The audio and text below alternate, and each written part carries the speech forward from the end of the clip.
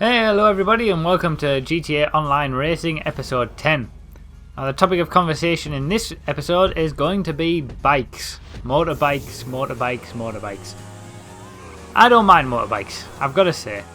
They are much improved, I would say, the handling of them and the way that they feel. It's much improved from GTA 4. I still prefer cars, I do. I would put bikes on sort of the same level as off-road cars where I enjoy racing with them every so often, but most of the time I want to race on a proper track with some cars, essentially.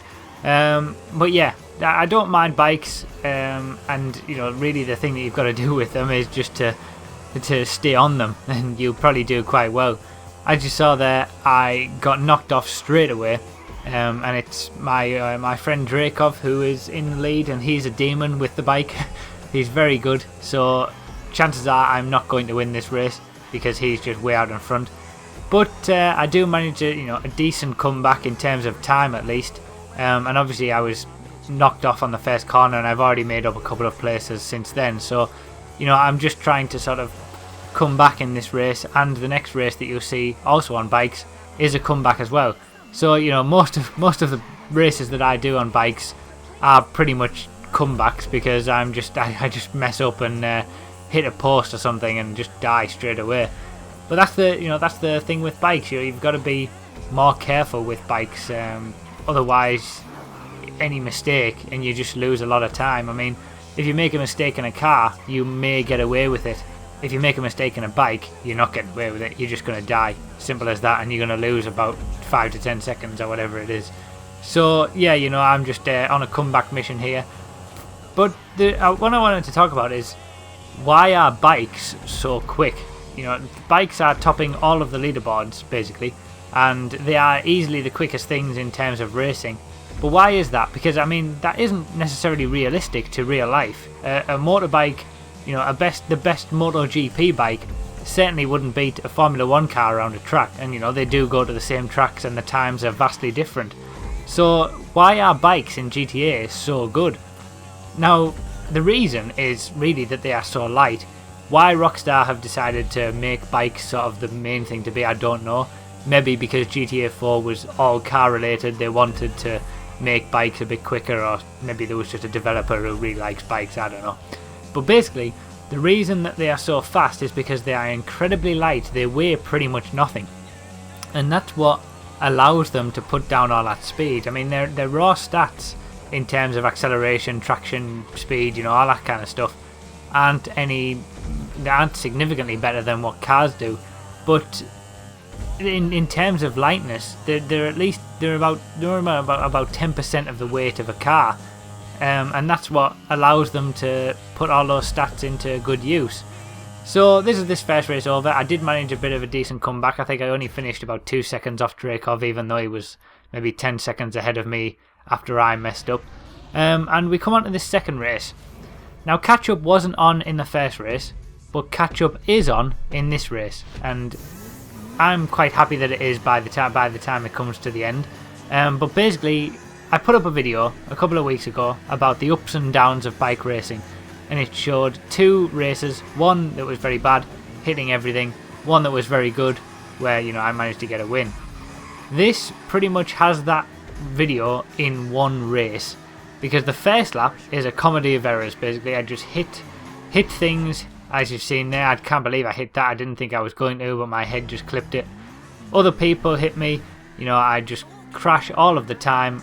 I end up nowhere after the first lap, and then the second lap is a lot better, and it's quite a tight finish at the end, and it's a really good race. I really enjoyed this race. It's probably the only race that I've actually enjoyed that catch-up was on, and I would have to say that I probably wouldn't have done so well in this race if catch-up hadn't have been on. I will admit that, but yeah, you have to race with what you've got, I suppose.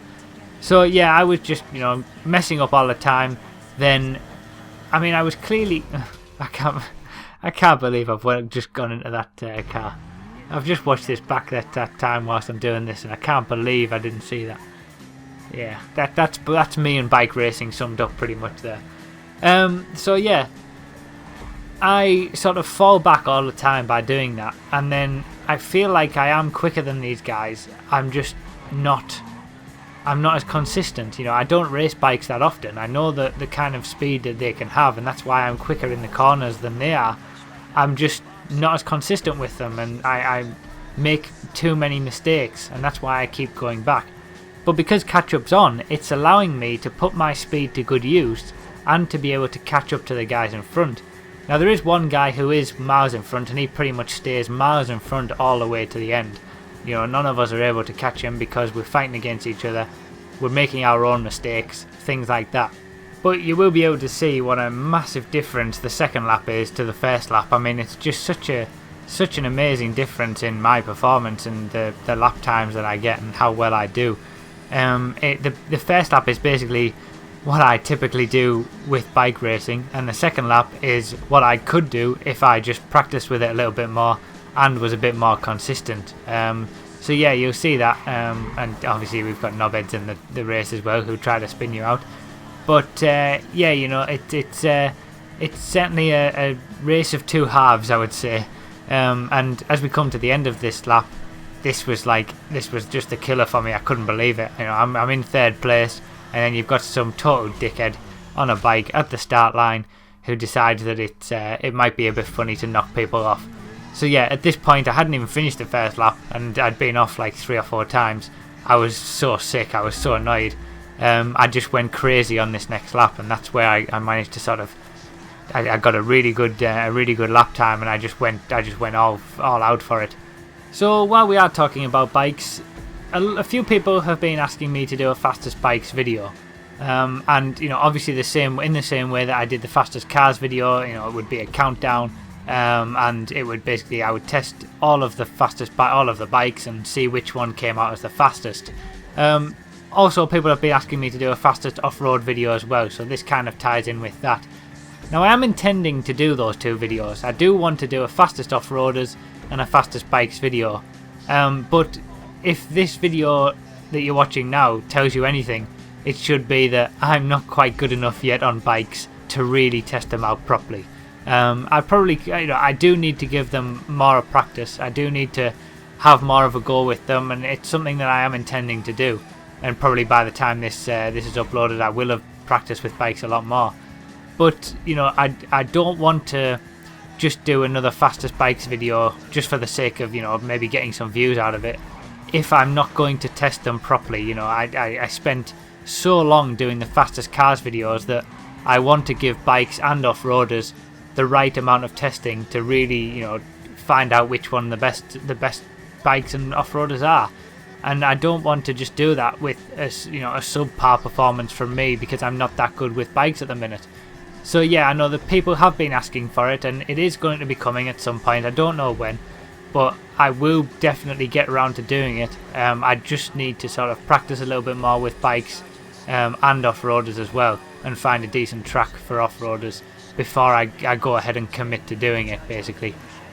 So yeah, I hope that clears that up. And we're now back at the end of the race now. I'm in second place, and first place is just in front. I've done a crazy lap. I've managed to overtake a load of people, and I'm slowly catching up to first place, obviously because of catch up.